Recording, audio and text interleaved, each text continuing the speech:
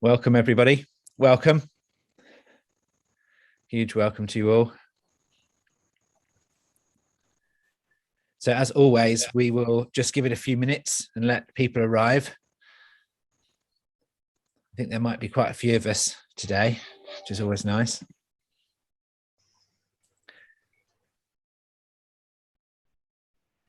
So welcome. So as always with AWA meetups, you don't have to have your camera on, but do feel free to if you want to.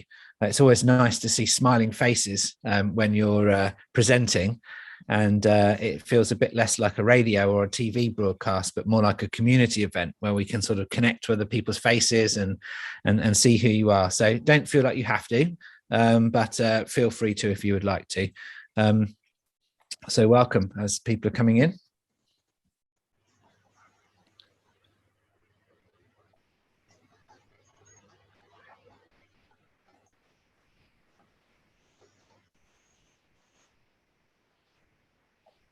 So we have, as you know, I'm sure everybody's used Zoom 1,000,001 times, but we've got the old chat going.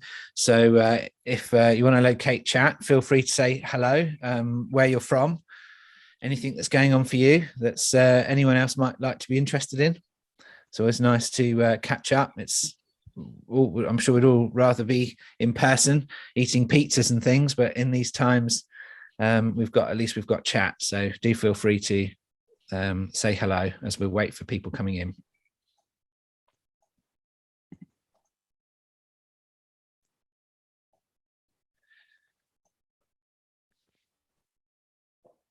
Fantastic to see people all around the world.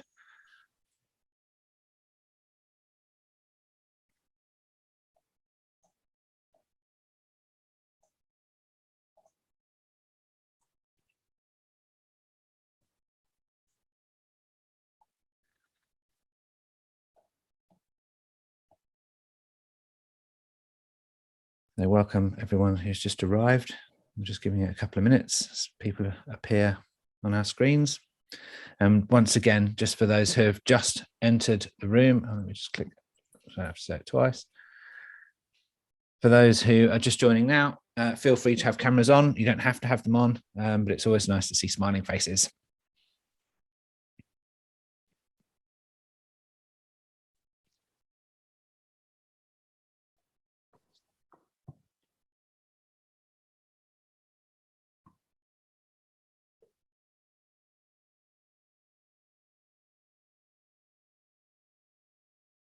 Wow. I do believe, have we got somebody from every continent?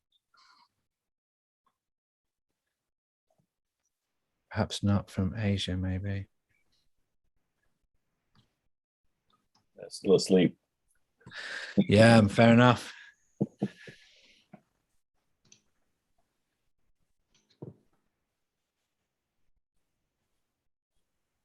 I'm not worth getting up early for.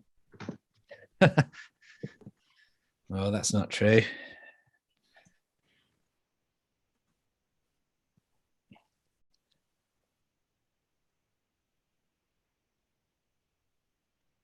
Brilliant. So still got a lot of activity of people coming in. Fantastic to see so many people.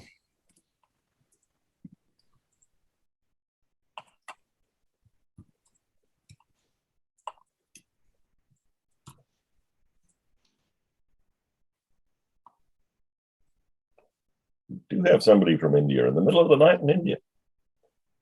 Oh, fantastic. That means so what about Africa? Do we have anyone from the continent of Africa?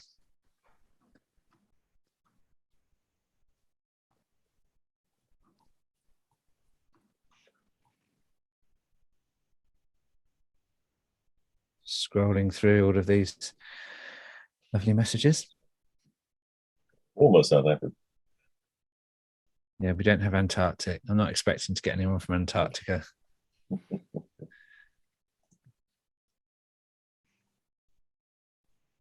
Not a lot of call for what we do.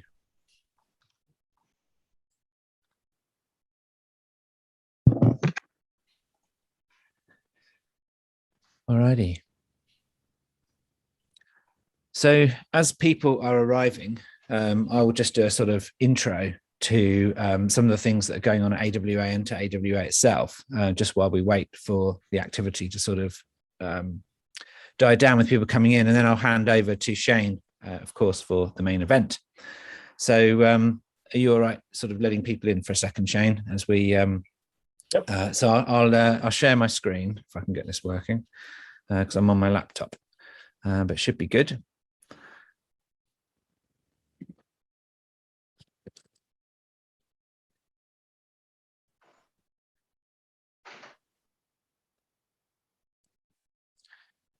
Cool. So this is the meetup. So if you weren't expecting Shane talking about lean portfolio management, you're probably in the wrong place, but hopefully that's not the case. So if you are, stay with us, or if it sounds like an interesting topic and you didn't mean to be here, then you're also welcome to stay with us. So I'll introduce Shane in a second. Just wanted to let some of you know about, well, let all of you know, but some of you probably already know this, around AWA. We've been around for getting close to a decade now. Our mission is making working life better. We've done a reasonably good job of it, I like to think, over the years, introducing many different people through the community to build upon the agile knowledge, and especially around coaching and organizational change and leadership. And you can follow us or see some of our previous videos and things on the YouTube channel. And also there's tons of resources on our website that you can download and read about the same subjects. Wanted to also let you know about the 100 Thought Leader program, which I have launched in the last couple of months. Every month we run 4 different sessions for anyone who is looking to grow themselves in the space of leadership, especially around being present, being out there and making a difference in the world. So this is really a way to grow yourself, really tune into innovation, come up with new ideas, connect with others in a sort of a growing community. And really our mission is to create the sort of next generation, as it were, of incredible people. And probably many of you will already be doing things online and speaking at places. And this is really to shape that and to empower us or to make us powerful in the world of change. So feel free to have a look at the website, the AWA website, if you're interested in becoming part of this sort of growing community of change, the 100 Thought Leader program. And if you are interested, either reach out, ask questions, or join up. So that's the Thought Leader program. And there's a special discount if you join before I think it is the 4th of December. So there's like a 15% off discount, and do you use the word meetup for being here. So basically, if you want to join the year program, it's a year-long program of thought leadership growth, then use that meetup as the quote, and that's before, I think, the 4th of December. So how are we going with I'll stop this share and then I'll introduce you, Shane. But just wondering how we're getting on in terms of people coming in. Is it time to start, or should we give it a couple more minutes? We've got 71 people in, and looks like it's slow. The rush has slowed down. Brilliant. Well, in that case, I will intro Shane. So I guess I always like to do sort of more personal introductions. So I guess, Shane, we've known each other for what? Must be, I don't know how many years, many years. Yeah. 5 or 6 years, maybe longer. Probably closer to a decade, but yeah. Yeah, it's a long while. I met Shane at a conference, Agile. I think it was must have been in somewhere in the US, somewhere hot, I think, and representing IC Agile, of course, at that now and then. So many of you know Shane as Director of Learning at IC Agile, and has certainly helped us develop and come in alignment with amazing sort of competencies and learning objectives at IC Agile. So that's the primary way that many of you and certainly I have known Shane. But Shane has also done many other things as well. For example, he is an author of the No Projects book, and I think that you're writing another book at the moment, Shane. Is that true? Or yeah, that's going slower than we hoped, but yes. as it does for most authors. Yeah. Takes a while, doesn't it? So anyone wanting to read more about Shane, read Shane's book. So it's called No Projects, and look out for his next book as well. Shane's also been involved in a very subject close to my heart, which is around ethics. Been looking at some of the ethics in the agile world, and how do we create a sort of standards that we can sort of adhere to, and so that we can all kind of sleep at night with what we're doing and how we act in the world. Lead editor at InfoQ around sort of innovation in the tech space. So that's another thing that you might Google and look up and see some of Shane's work there. Shane is also a coach, facilitator, trainer, and also a friend. And I'm absolutely honored to have you here. We've done many things together over the years, and every single time that we've ever done anything together, it's gone really, really well. So it's an absolute honor to have you here to talk about this sort of very important subject that's the key heart of a lot of agility once we come out of the teams. And I know that that's something which you've got loads to share with us and give us today. So just a huge warm welcome to Shane, and just to remind everybody that it's 7 a.m. where Shane is. So he's got up nice and early to be with us. So an extra special warm welcome to Shane Hastie. Thank you for being here. I'll take over the people coming in now. Thanks, Shane. Thank you so much, Simon.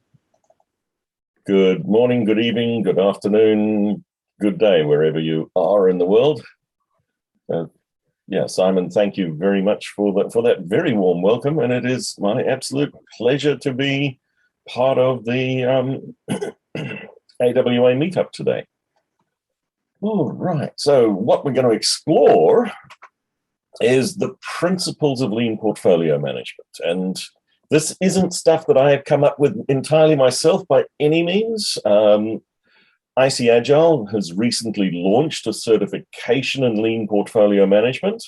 And as part of the work with the expert community to put the learning outcomes together for this topic, we came to the conclusion that there were a set of underlying principles that could be pulled out, could be distilled from the state of practice, and that these could then be turned into something that is one, consumable, and provide solid guidance for organizations and people. So that's what this session is about. It's the bringing these principles out of the distilled body of knowledge, and then talking a little bit about how they can be applied. But before we get into that, if that worked properly, yes, it did. And I'm assuming Simon would have told me if you couldn't see my screen at this point. So you're good. We can see it. In the chat, what do you make? So when you hear this term, lean portfolio management, take a moment. What springs to mind? What do you make of the term?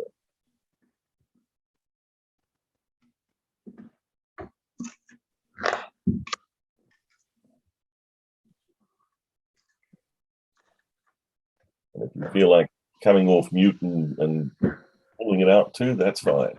So we've got reducing waste, focusing on what adds value, and minimizing waste, flow, value-based investment, product development, alignment to strategy, practices and principles, applying agile concepts, optimized plan, governance, budgeting, operations, initiatives or epics, economic view.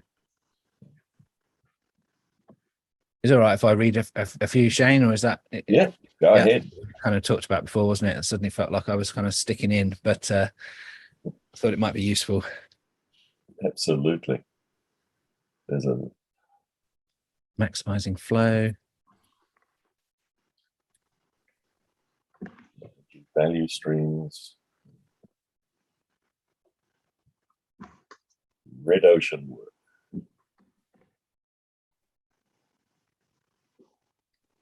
What's coming in here? Systems thing. I can always go home, Simon. Yeah, that's it. Good job done. Just need to sort these in priority order. Build a training course from it.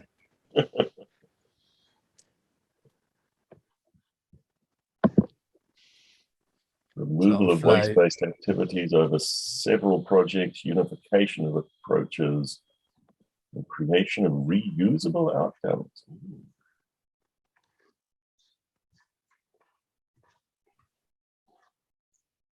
Short business cases.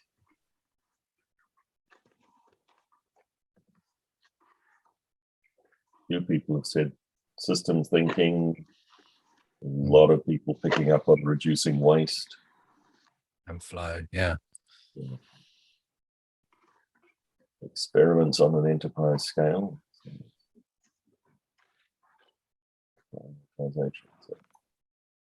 Yeah, that feels to me like people might be, we're aligned, which is great.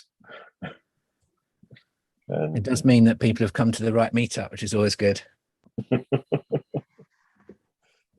So let's leap in, shall we?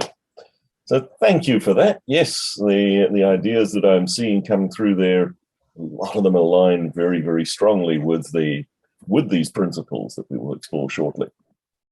But just to look at where we're going over the next probably about 60 minutes, we'll see how the flow goes all together. I'm going to define what we at IC Agile say have come up with for lean portfolio management. Then we will go through the 9 principles. And once we've done that, we're going to pause and go into a breakout session where we're going to ask you to have some conversations and give us some feedback. Then I will talk to one example of my own experience where I've seen this in practice and how it worked and how it played out. And again, we'll go into breakout rooms and ask you to look at what you've seen.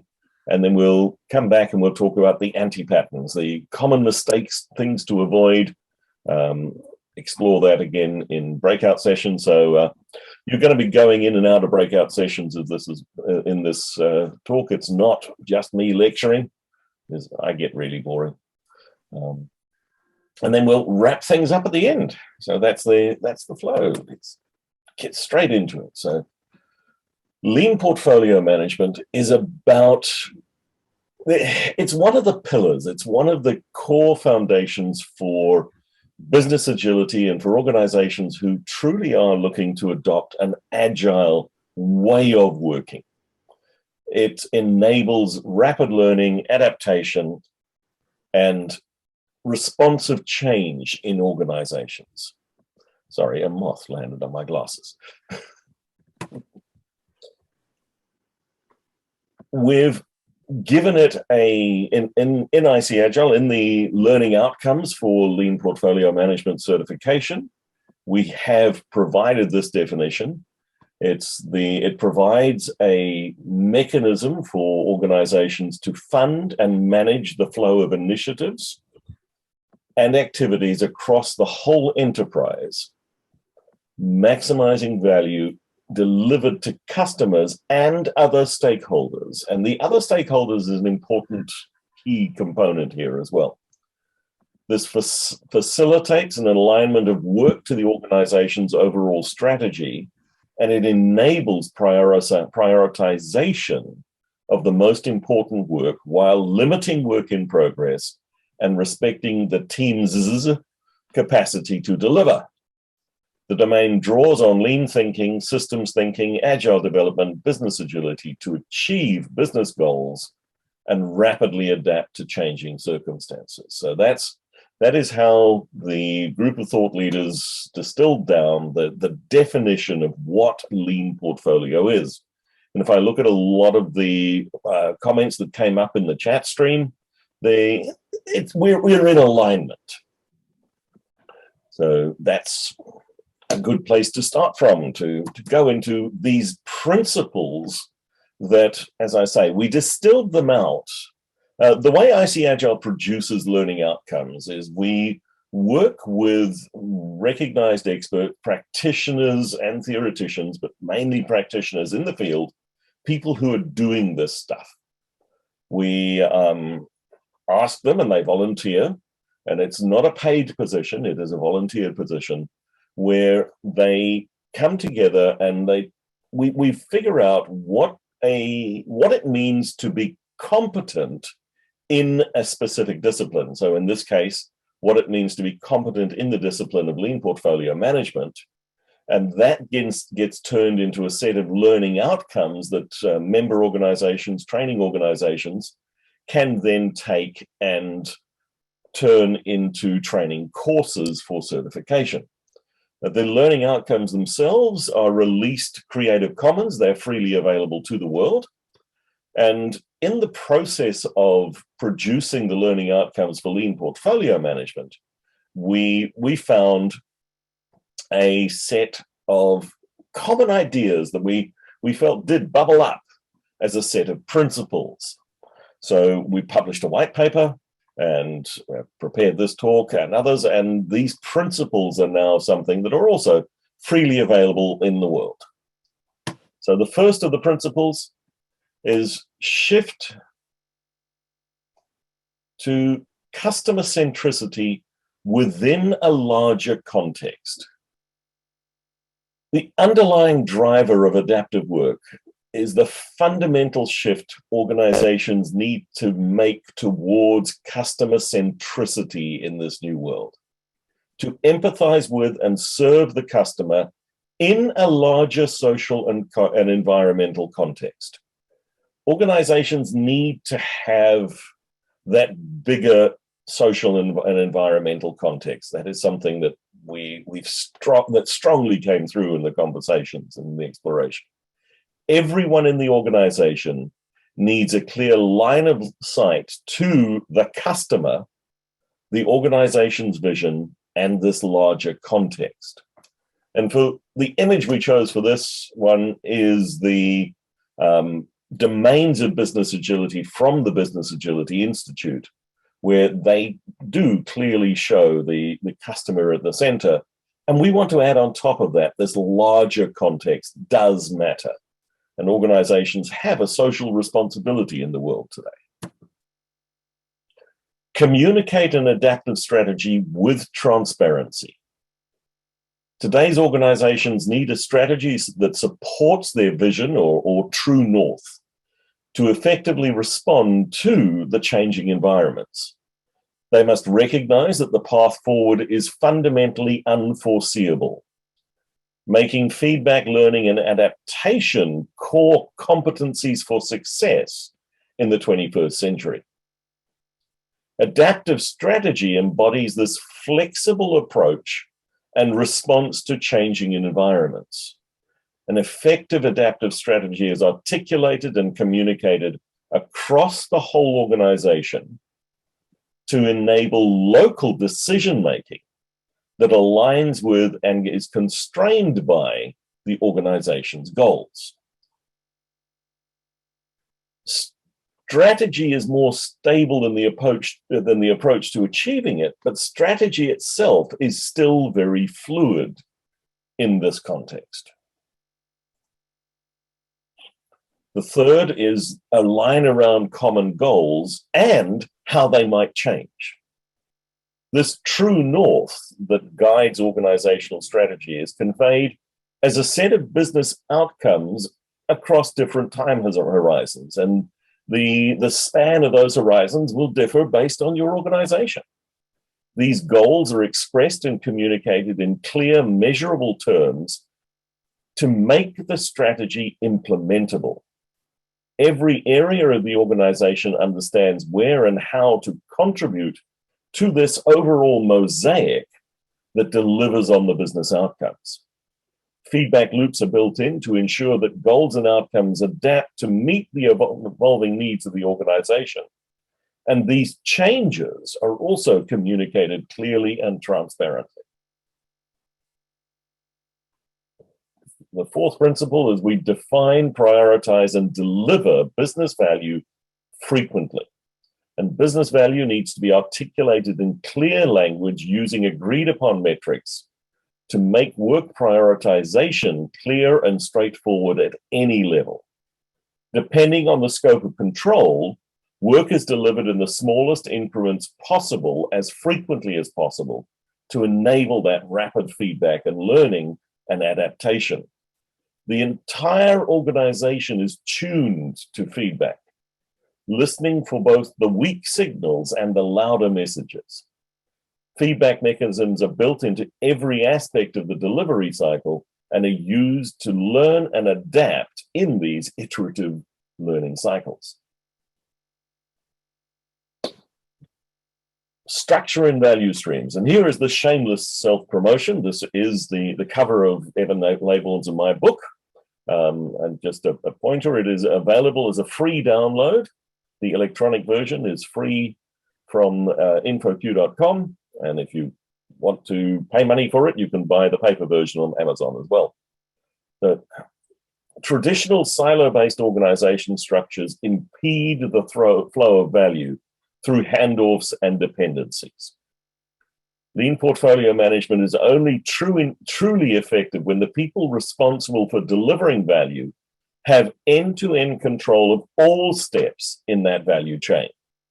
This requires rethinking the borders and structures of organizations around identifying and delivering value rather than the specializations of skills and competencies. Cross-functional, collaborative, stable teams are responsible for achieving business outcomes and have the skills and knowledge they need to do so. These teams benefit the organization by improving coordination, simplifying communication, and sharing experience to solve problems. Take accountability for outcomes over outputs. Value streams enable teams to take ownership and accountability for delivering value to their customers, supporting organizational outcomes.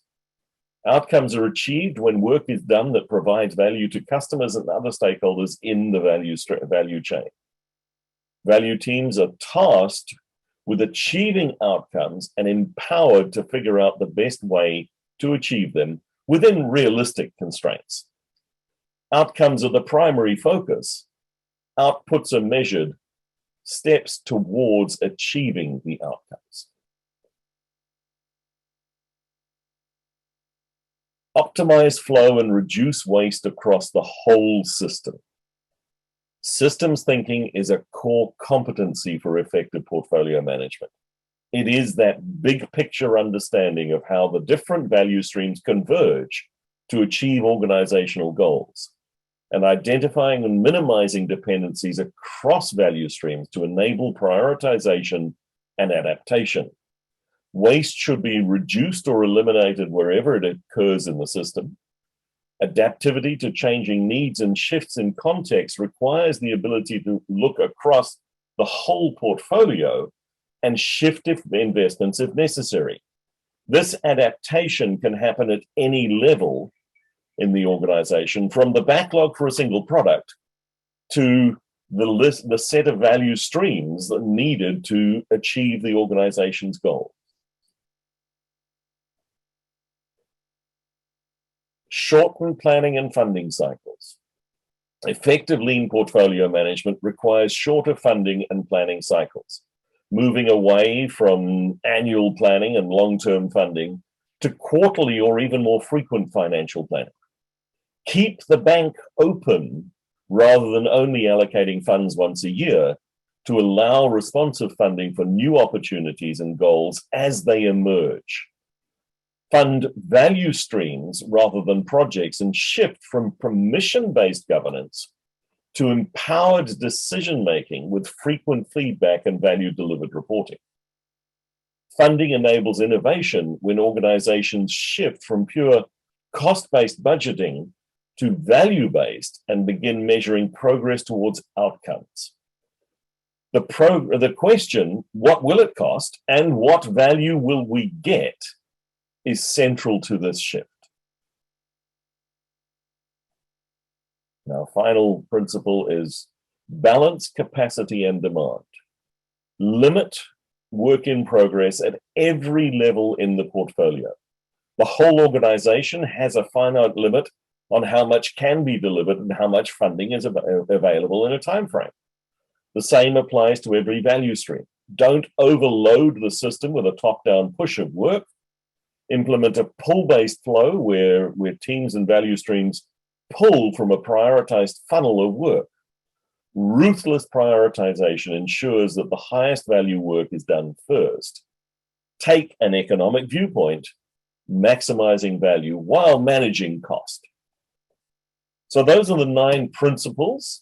And we have the icons there, and there is an infographic available on the IC Agile website, as well as the portfolio itself. The white paper itself is there.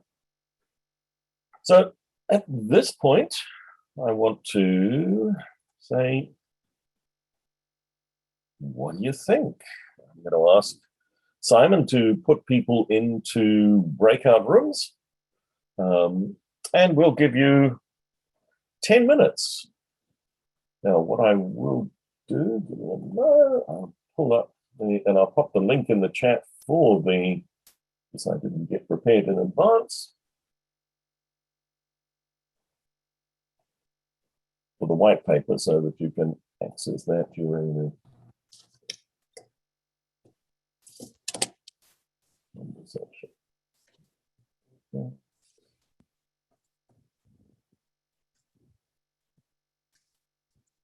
On mute. So yeah, I'm ready whenever you are. I can.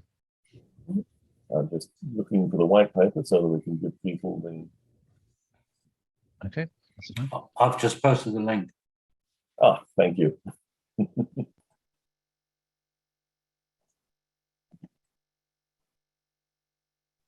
So if the link is there.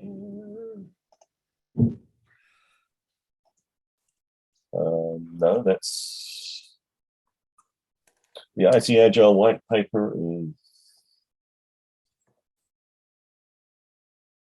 is on the IC Agile website. We have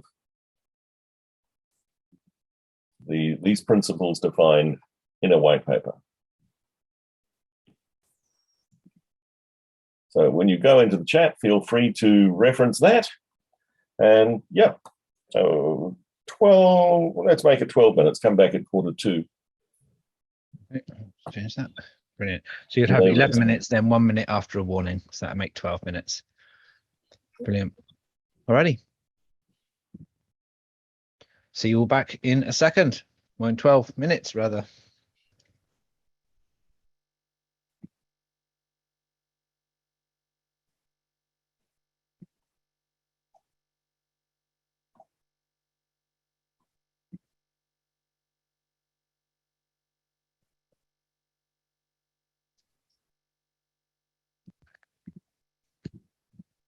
How is everybody getting on? Does anyone need any help to get into a breakout room? Those that are left here.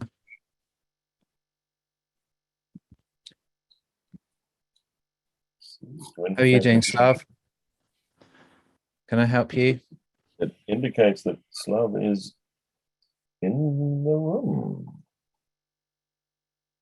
Maybe he's been cloned now.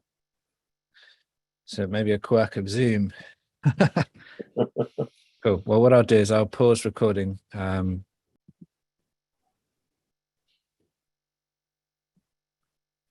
Cool. So breakout rooms are just closing. Zoom is doing its magic.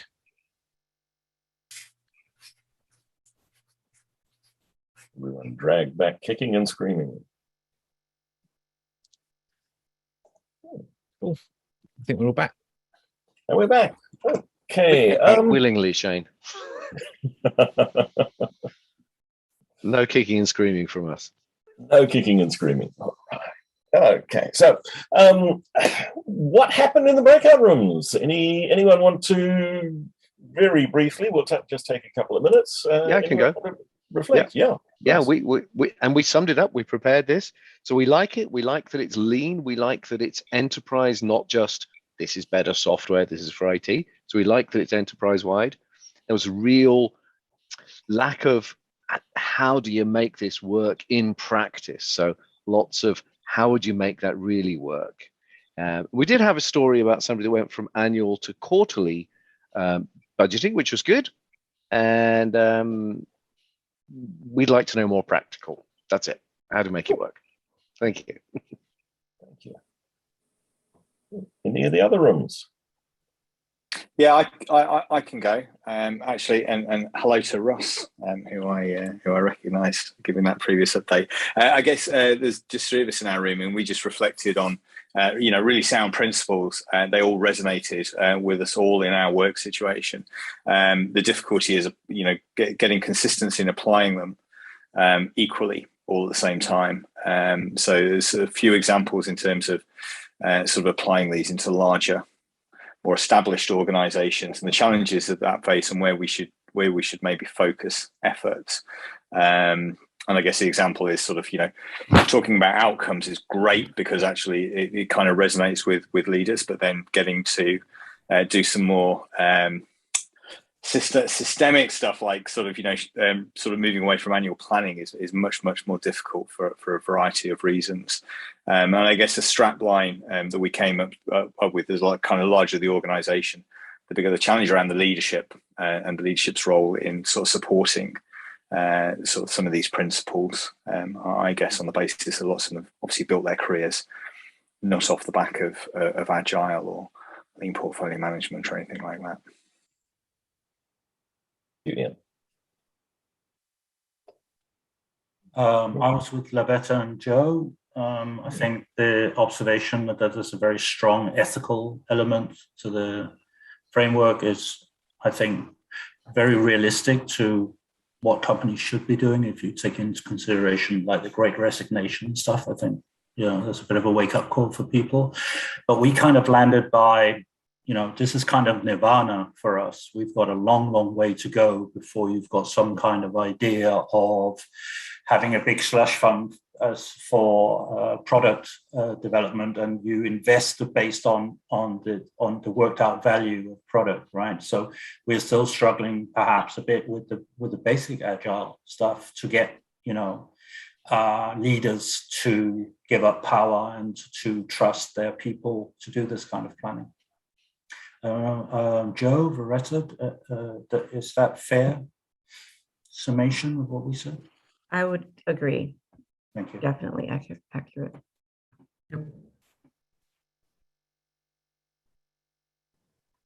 And maybe one more. In our group, we discussed that it doesn't, the principles in themselves, they don't feel new or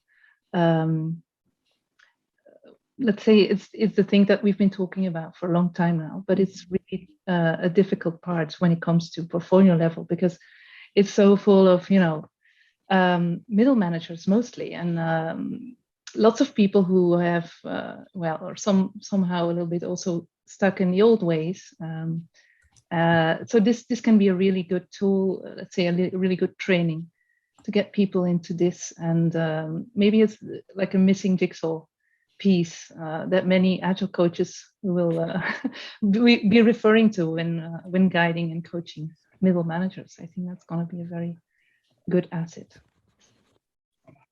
Thank you very much. And just go back to sharing the screen. And you're absolutely right, folks. This is not easy. It doesn't happen overnight. These are substantive, fundamental shifts in ways of thinking, ways of working that we're asking organizations to do. I have one example I can talk to of, this is a case study actually out of our book of where we've seen this. And the images that are on the screen at the moment, this comes from New Zealand Post Group, who also own one of New Zealand's largest banks, Kiwi Bank. Now, yes, New Zealand's largest bank is a very small bank by global standards. I'm not going to dispute that, but hey, I live in New Zealand.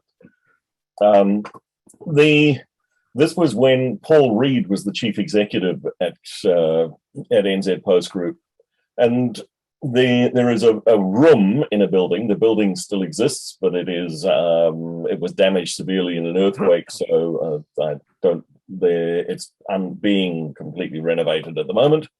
But this was on the top floor, on the executive level of the building, and a room they called the sorting room. And this room, a little conference room, was set up, and the pictures you see up on the screen at the moment are the walls of the room. And there were some protocols about this space. First of all, you'll see that on the bottom right, you can sort of see the chairs. They're tall chairs. There's a standing table rather than a sitting table in the room. The leadership team would meet in this room once a week, and surrounding them were these walls covered with Post-it notes, and every one of those Post-it notes represented an initiative that was underway at the time. And you can see them grouped. The color had meaning in terms of the business area, the value streams that were involved, and also down on the bottom left, you can see them restructured into the organizational outcomes that were defined. And spanning over multiple timeframes. This room was open all the time, and literally anybody in the organization was welcome to come in and see it. This wasn't limited to executives, and they welcomed people coming in and looking at this. And yes, very much the Oboya room, the war room, although they didn't use the term war room at NZ Post. They're much more pacifist than that. The other protocol defined on the top left there, any conversation, any meeting in this room would deal with no more than 2 topics. They were focusing on limiting WIP for themselves as well. And the image of the human body there was what are the parts of the organization that need to keep alive. Then something that when I met with them and we looked at this really struck me was the image on the bottom right. On the back of the door is a picture of an elephant. And part of that part of the protocol for any session in the room was if you recognized a topic that we were carefully avoiding, the elephant in the room, then you had to have the courage to write it on a Post-it note and stick it on the door. And the agreement was, we will not leave the room until the elephant topics have been dealt with. Now, this required a whole lot more than just a protocol. It really did require the deep psychological safety at that leadership level to enable this to happen. And the organization had that and has started from Kiwi Bank, went from nothing to being a very, very successful bank in New Zealand very, very rapidly. And this leadership approach was at least some of what enabled that to happen. So, as I mentioned, there's a much deeper case study in our book where we looked at what's in there. But this, for me, was one real example of where I have seen it in a pretty large organization, at least by New Zealand standards. We're not the hundreds and thousands of people, but I've certainly seen it happen. So I'm going to ask you to go back into breakout rooms again, different breakout rooms. And we'll just take 5 minutes for this. What have you seen? What are some positive examples? So, yeah, we know it's really hard. I don't want you to focus on what is difficult, what can't we do. It's what have you seen and what could you do? Okay, so Simon, can you? Sorry, I'm on mute. Same time as last time or different time? No, 5 minutes. Yeah. Okay. Alrighty. So if you find yourself in a room where no one's talking or it's not really working for you, come back and I'll assign you another room. So don't feel like you have to sit there if nothing's going on for you. See you all in about 5 minutes.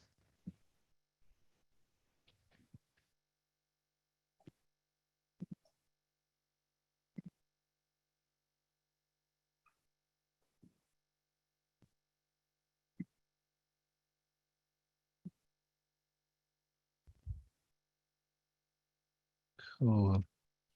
Hello, Leah. Are you still with us? No problem. Connection, I saw that. Well, if you need a hand, let me know and I can move you to somewhere. Do you want to pause the recording, Simon? Yes.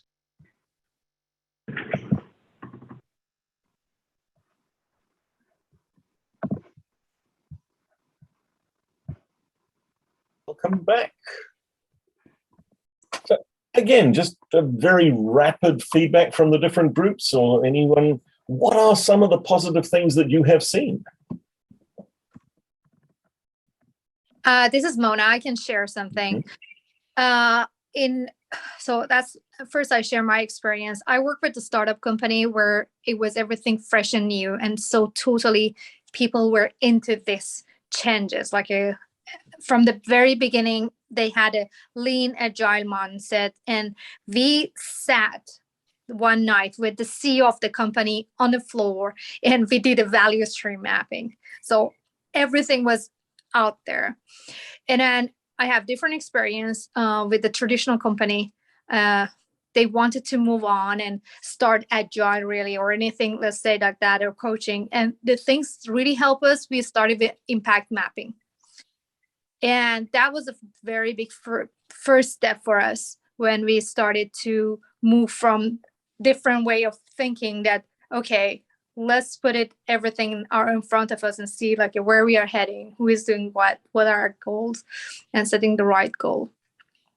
And I think in our group there was someone else. I cannot remember who was he. It was. If you want to share, I'll just put myself on mute. Just very quickly, in the introduction of a value stream mapping, they build in inspect and adapt sessions at the end of every single event. So a lot of very quick, fast improvement sessions, and that really worked for that company. Thank you. Anyone else? I mean, for us, it's about obviously making funding available, right? You know, like rather than being a yearly funding for a project, but then you want to kind of narrow it down to quarterly. And then myself and the other lad agree that we've seen that happen. And yeah, so that's the positivity that we've seen so far, that we've experienced.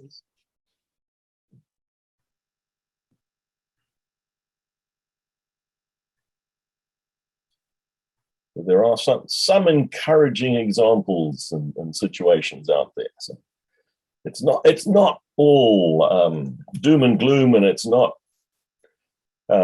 purely theoretical. This stuff does actually happen in real life.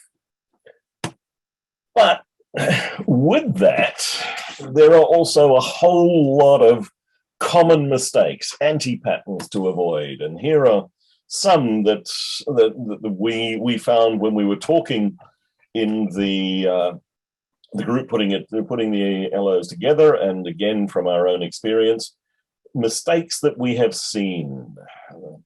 Adopting OKRs and then trying to use them as a performance management framework really causes friction in the system at the very best. Another common mistake is, oh yeah, we want all of these benefits, but we won't shift to value streams, trying to overlay LPMs on a hierarchical organization. The annual budgeting, we just can't get away from annual budgeting. And I'm going to challenge that with every organization that I talk to. But there's this, because annual budgeting is an inertia element for organizations today.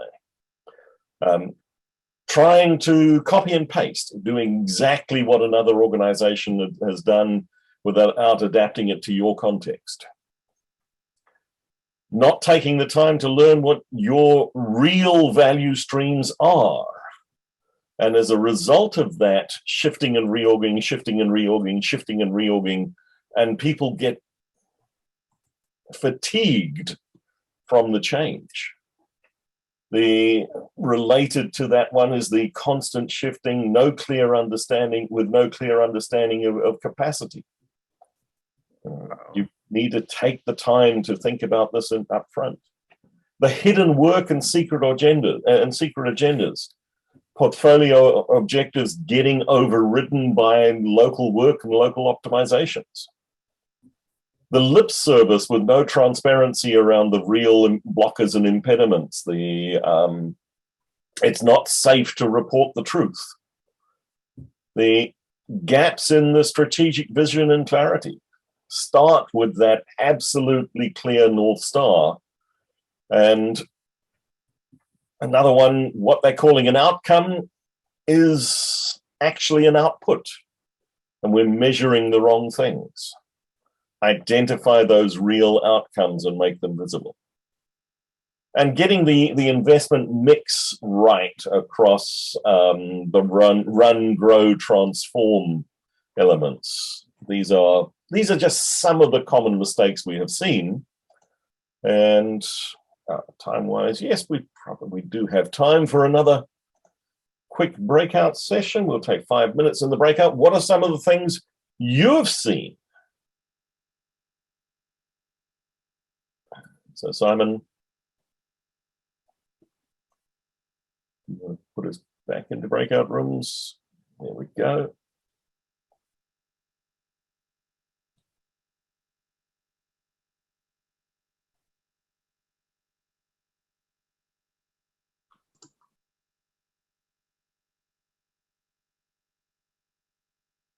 And you're muted.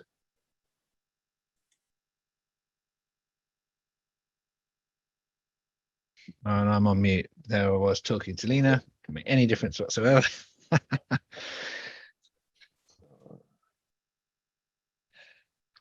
want to pause the recording? Oh yeah. Anyway, we're back now. Welcome back, everyone. Welcome back. Now, I have a suspicion that on this one we would have come up with a whole lot more possible answers than in the first round. So, what did you see? What are some of the common mistakes that are out there, folks? Or maybe uncommon mistakes. This is Lavette. I'm going to report for our team. Thank you so much for the question. A lot of the anti-patterns you mentioned, I mean, we know them, we feel them, we see them all the time. But for me, the bigger question is, how do we overcome those anti-patterns, right? But I digress. But a lot of the anti-patterns we all experience. And then we got into the conversation of why is this insanity continuing?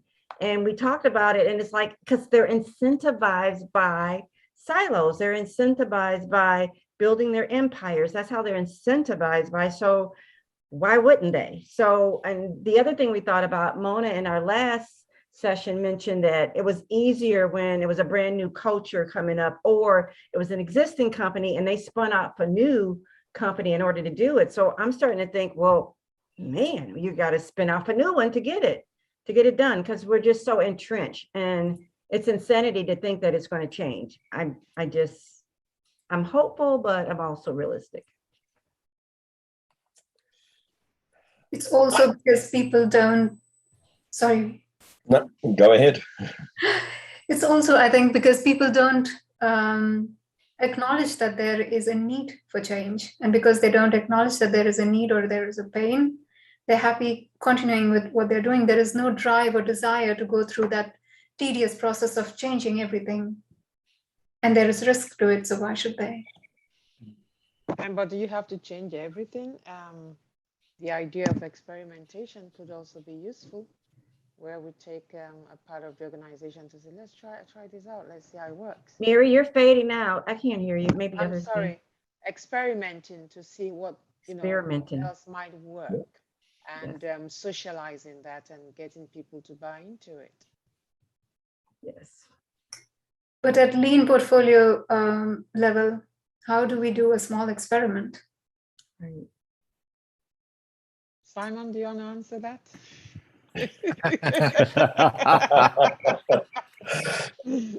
Carefully would be my answer.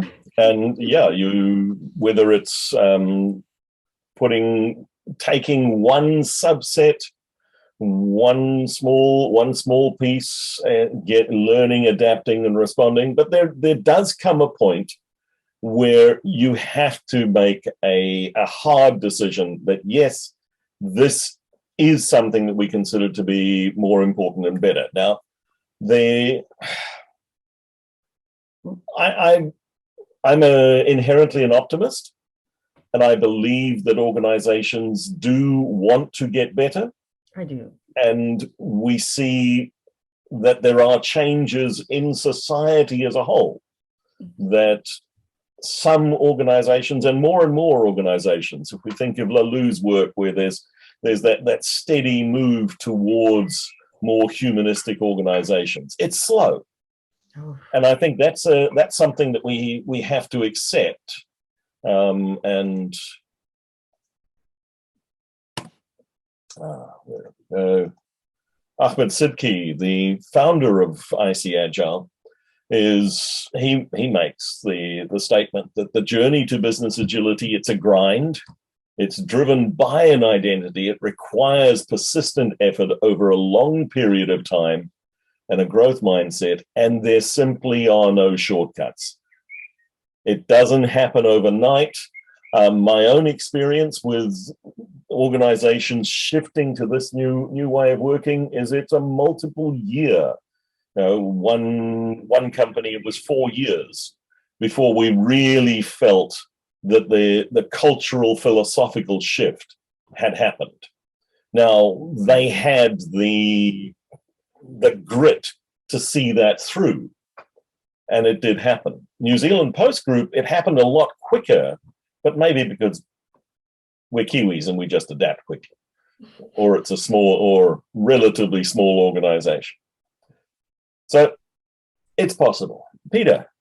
I think there's a tactic that can accelerate, and that is exactly the same as bringing a product to market. You can identify the innovators first. You can't bring a horse. You can bring a horse to water, but you can't make it drink. So find the people, identify the people who are like gagging for this, who are just like jumping, right?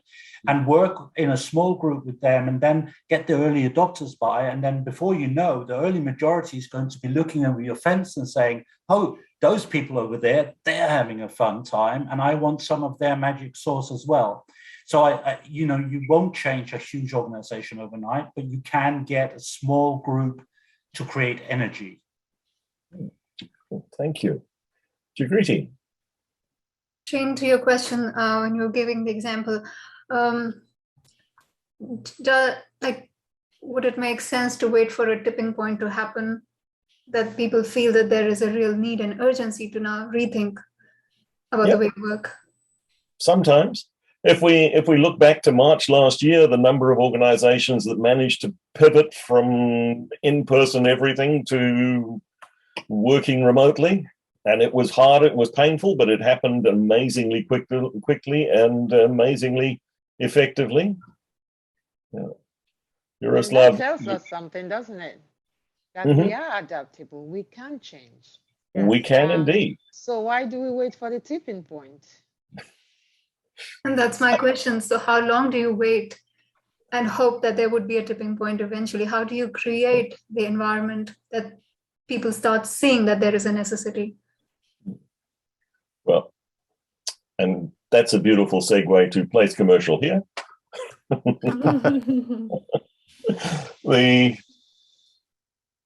Our certification, the new certification, or relatively new certification from IC Agile in lean portfolio management, the principles are a part of this global body of knowledge, and we have launched this. I think there is one member organization that has already got a training course out there, and of course Simon's going to be, now I'm putting words in his mouth. AWA, we're hoping we'll be doing that. So just coming to wrap up for who, sorry, Simon. I was just going to say on that, as we haven't built a course on this yet, to be totally transparent, but it is something that that Shane certainly inspired me around. We've certainly got a lot of experience and ability to build one. So if anyone would be interested in going on a course like this with AWA, let me know. And the more people who do it, the more likely I am to put the energy in to build one. So if this is something that would be of interest, please do get in touch, and we can share what we know through the course. So I thought I'd just mention that. Simon, if I may, so on the coaching agile transitions training, so I know it's not the same thing, but the group of 150 people, a part of organization, and do the hypothesis and using those hypotheses to lead to transformational change. I think there are a lot of points which are common to what Shane presented. For instance, identifying correctly the value stream mapping, also if having the the systems thinking, which is crucial for this to make sense. So I would say, maybe I'm being naive, but you wouldn't start from ground zero if you create a training on this. That's my 2 cents. Thank you, Ricardo. Certainly complimentary. So I just want to end with IC Agile's vision, our true north, because this is what drives everything we do. Our vision is that organizations around the world enable and inspire everyone in them to create a better future for those around them. Our belief is that an organization's journey towards business agility requires shifts to an empowered human-centric culture that sparks this creativity and innovation. Learning has the power to transform people and, by extension, establish this culture that enables people to create a better future for their customers, employees, partners, and more. And that's the why. That is the true north for everything that IC Agile does. And bringing things like the certification in lean portfolio management to the world is a part of that. Cool. So that's me. That's what it's all about. I would encourage you, please reach out to me on LinkedIn or wherever, and the book is freely available at infoq.com.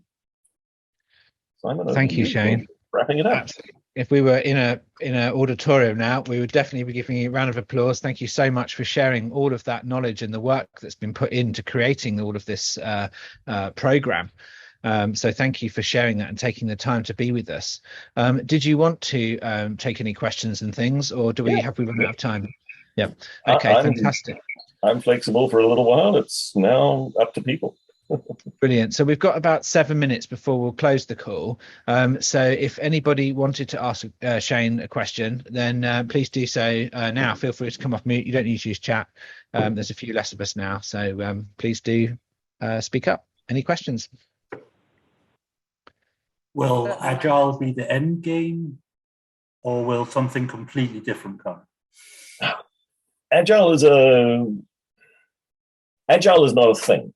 Okay. Agile is at best a philosophy, a mindset, and what the thing ends up being, I think, is going to be totally evolutionary, and that's right for organizations. So, yeah, no. Agile is not an end game on itself. Mary. Yeah, I know every organization is different, but when you have gone into organizations and you've had to help them with their lean portfolio management activities, what has been the 1, 2, or 3 things that really helped you to be successful? I haven't always been successful. But things I've made banged my head against walls more than once, but also had success. What's made it successful? and I think this applies for any organizational change. It's the willingness of the people to see a new way. And that willingness starts right at the top. If you don't have that, if the incentives in the system are truly designed around perpetuating the old ways of working, then almost nothing that you do is going to make that change. Sometimes it is the burning platform that we're facing, and sometimes it is a recognition that, hey, yeah, while we might be successful in inverted commas, there's a better way, and the shift, but it's there's no magic wand, and it's all about people. Yeah, but I hear you say what might stop it. So I guess that is also a good place to start, to say what might stop me from achieving whatever. Yeah. That's what I'm taking from your statement. Thank you. Thank you, Mary. Just Kimber, I one think question. Sorry. Kimber. To say thanks a lot for brief discussions that we are having. The question I have is that the conversion from a project to lean portfolio and to the product oriented organization. So how is the commercials getting translated? For example, I have a project and I have a budget, and when I get into a product, I think how is this transformation happening? Zap, this one I'm going to do a place commercial here. Please go and download a copy of the book. That's what it's all about. No projects from infoq.com. It's 120 pages in that, and I can't give it to you in a 30-second answer. But the book is there. That was my hidden intention to ask this question. Can you put the link for the book again in the chat? Renato, I'm just going to stop you there because we've got an order and we haven't got very long left. So I know that Kimber's been waiting. First of all, she had her hand up first. Oh, I'm sorry. No, that's totally fine. Absolutely no worries at all. We didn't actually specify a sort of a way of doing this, but I just know that she's been waiting quite a long time. So I'll just let you in there, Kimber. Thank you. Appreciate that. Shane, I'm thank you for the format of this too. I loved the discussion. I got it equally as much from my roommates as I have from your information. I am curious about where, in your view, is the best place for this mindset on portfolio management specifically to begin? Like if you had your druthers, where would you pick? If I had my absolute druthers, the most senior person, the most senior group in the organization, the CX level. And if you're not able to get there, then the PMO, the project management office, because they're the ones where there's fundamentally, this is the biggest shift, and they have a huge level of influence. So getting the people working in that space on board. Okay, thank you. So Femi was next. Thank you so much, Simon, Shane, and everyone else. Some of the questions I actually wanted to address, you've touched on them. I'm going to start off by being transparent and stating the obvious. So many companies are struggling with Agile. So many, uncountable. Shane's response to, I forget the person who asked the question, when you mentioned from the top. Time and time again, we're still seeing management, or should I call them leadership, not really embracing this idea. They've seen Agile as a thing that people do.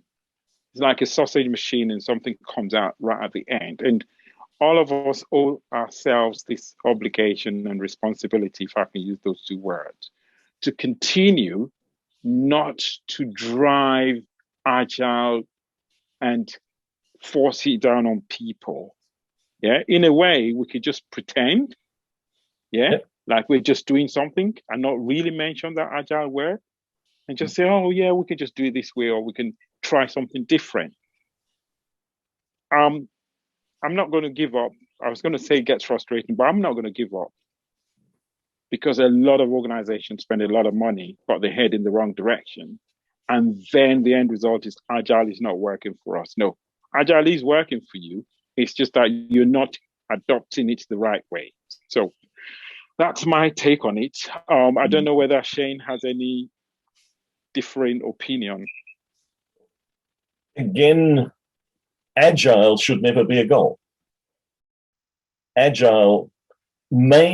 Taking an Agile approach may be an appropriate way for the organization to adapt.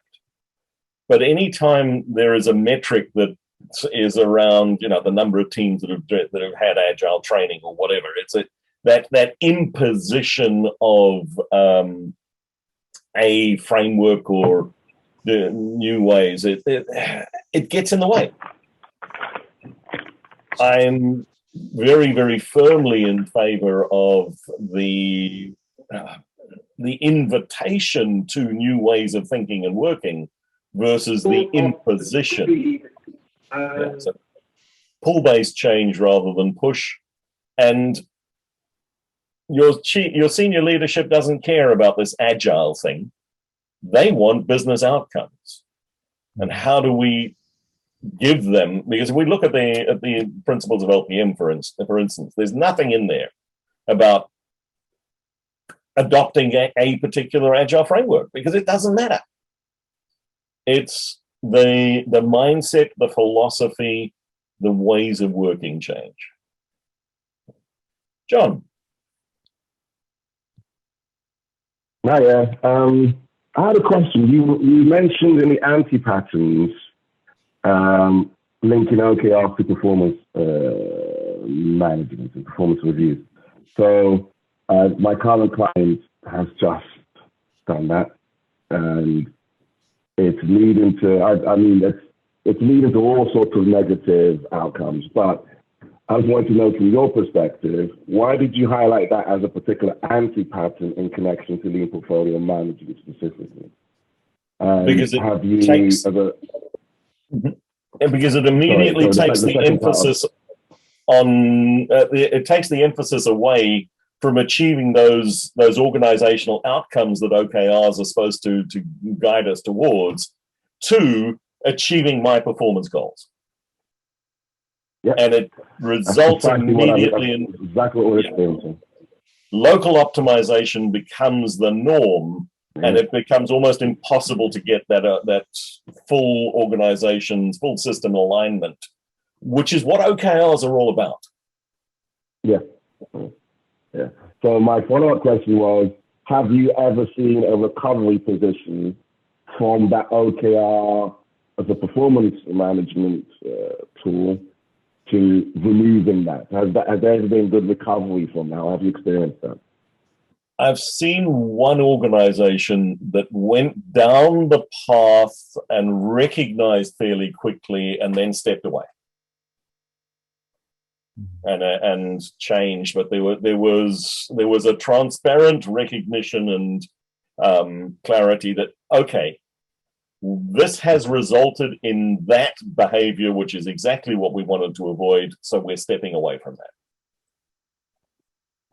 So it took courage to acknowledge and admit that, whoops, we made a mistake.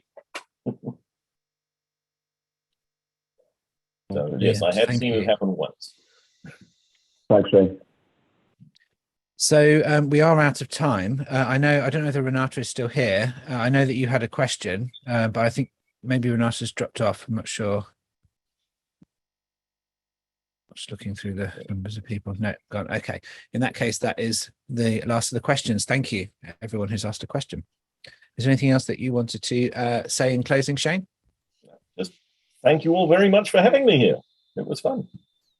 And thank you so much for giving your time and sharing all of this information. And thank you, everybody, for being here. And I hope to see you all on the next Lean Portfolio Management course, whenever that might arise. Other than that, I'll see you on the next community meetup or at some other event. Thank you so much for being here, and look forward to seeing you all again. Take care. Thank you. Have a great day. Have a great day, everyone. Thank you. Thanks guys. everyone. Thank you, guys.